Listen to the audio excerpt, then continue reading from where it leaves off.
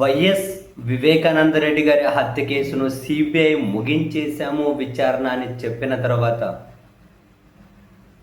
ఇప్పుడు వివేకానంద రెడ్డి గారి కుమార్తె సునీతారెడ్డి గారు లేదు, దీని మీద మళ్ళీ విచారణ జరగాలి, మరింత లోతైన విచారణ జరగాలి అని చెప్పి వరుసగా సుప్రీంకోర్టులోను, ఆ తర్వాత సుప్రీంకోర్టు నుంచి హైదరాబాద్లోని సిబిఐ న్యాయస్థానంలోకి పిటిషన్లు వచ్చాయి. దాని మీద వరుసగా విచారణ జరుగుతూ ఉంది.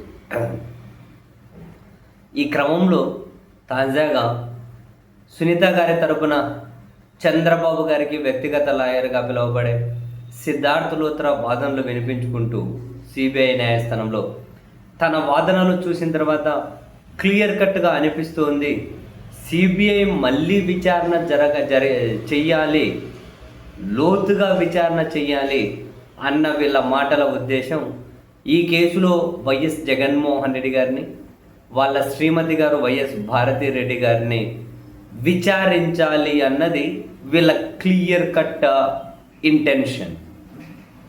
సిద్ధార్థ్ లూత్రా వాదనలు వినిపించుకుంటూ అంటారు, వివేకానంద రెడ్డి హత్య విషయం వాళ్ళ పిఏ కృష్ణారెడ్డి బయటకు చెప్పకముందే జగన్మోహన్ రెడ్డి గారు తెల్లవారుజామున 5 గంటలకప్పుడు వాళ్ళ పార్టీ మేనిఫెస్టో అంశం మీద చర్చించే క్రమంలో ఒక ఫోన్ వచ్చింది అని చెప్పి బయటకు వెళ్ళడం, ఆ ఫోన్ కాల్ వివేకానంద రెడ్డి హత్య కేసు రిలేటెడే అని చెప్పి సిద్ధార్థ్ లూత్రా పాయింట్ ఆయన కోర్టులో రైజ్ చేసుకుంటూ ఈ విషయం అజయ్ కల్లం తన స్టేట్మెంట్లో చెప్పారు. అప్పుడు మేనిఫెస్టో సమావేశంలో పాల్గొన్న అజయ్ కల్లం ఈ విషయాన్ని తన స్టేట్మెంట్లో చెప్పారు అని చెప్పి అంటూ ఉన్నారు. అండ్ సిబిఐ ఈ విషయం బయటకు తెలిసే కంటే ముందే జగన్మోహన్ రెడ్డి గారికి తెలిసిందా లేదా, భారతి గారికి తెలిసిందా లేదా, ఈ విషయాన్ని కూడా లోతుగా విచారణ చేయాలి అని న్యాయస్థానంలోనే వాదనలు వినిపించారు. అండ్ ఈ హత్య కేసులో నిందితుడిగా ఉన్న సునీల్ యాదవ్కి వైఎస్ అవినాష్ రెడ్డి గారికి మధ్య ఉన్నటువంటి కాల్ రికార్డ్స్ పరిశీలించి ఇవన్నీ చూడకుండా చేసింటారా సిబిఐ విచారణ తెలియదు.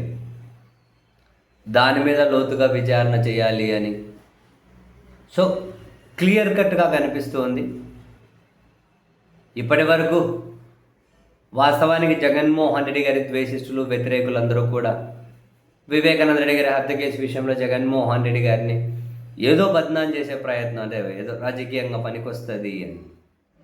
సో ఇప్పుడు సిబిఐ కనుక మళ్ళీ విచారణ చేసి వాళ్ళకేదో నోటీసులు ఇచ్చి ఏదైనా కనుక వాళ్ళ స్టేట్మెంట్ రికార్డ్ చేసే ప్రయత్నం చేస్తే ఆ పేరు మీద మళ్ళీ వచ్చే ఎన్నికల వరకు కూడా ఖచ్చితంగా ఎంత బద్నాం చేయొచ్చో అంత బద్నాం చేసే అవకాశం ఉంది. ఈ పత్రికలు, టీవీ ఛానల్ ఎట్లా చేస్తాయి? జగన్మోహన్ రెడ్డి గారిని అయితే తన క్యారెక్టర్ అసాసినేషన్ ఏ స్థాయిలో చేస్తారు అన్నది అందరికీ తెలిసిన విషయమే కదా. Nothing should be hidden. ఇక్కడ సీక్రెట్స్ కూడా ఏమీ లేవు, అందరికీ తెలిసిన ఫ్యాక్టే. సో ఇప్పుడు సిబిఐ మళ్ళీ విచారణ చేయాలి అంటే జగన్మోహన్ రెడ్డి గారిని, వాళ్ళ భార్య గారి స్టేట్మెంట్ తీసుకోవాలి, అంటే వాళ్ళ వరకు వెళ్ళి విచారణ చేయాలి అన్న ఇంటెన్షన్ క్లియర్ కట్.